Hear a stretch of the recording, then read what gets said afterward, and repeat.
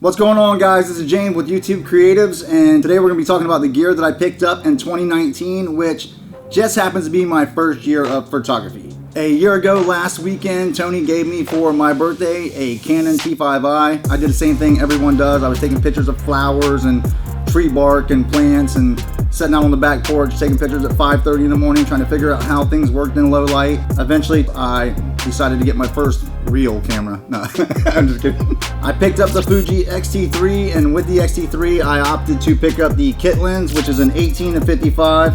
It is a variable aperture, 2.8 to, I believe, 4. It's a great lens. The problem is, honestly, it's just not fast enough. After picking up the X-T3, I decided I wanted to start doing some Instagram stuff where I was shooting gear, and obviously I wanted to get some good photos of my X-T3, and I decided I need a backup camera. I couldn't really afford the X-T30, which is what I wanted, but I opted to go with the X-T100.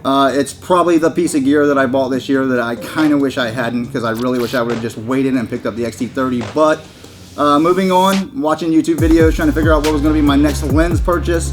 I really wanted to do some portrait photography, and of course, if you know Fuji gear, you know that the 56-1.2, that is the lens you gotta have. So I picked that one up. That was my next purchase.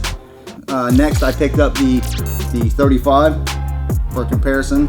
This is a 35 f2. I just picked this lens up a couple weeks ago. Had a chance to use it in a photo shoot this past weekend. I'm super happy for the price. Yeah, actually, not for the price. Even if it was more expensive. If this lens was more expensive, I would still want to have it in my bag. It's just an amazing little lens. 35 f2.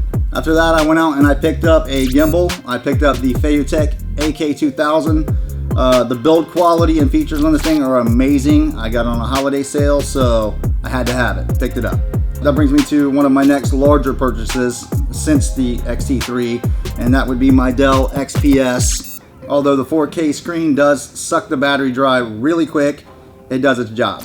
If you watched the video a couple weeks ago we did on the BP150, that was the current bag. I don't have it here. I did purchase that this year I was using, but as I upgrade my gear, I wanted something with a little more protections. I ultimately ended up buying the same bag that my son uses, my son James, which is the Think Tank Urban 15. I believe that's what it is. Let me check that.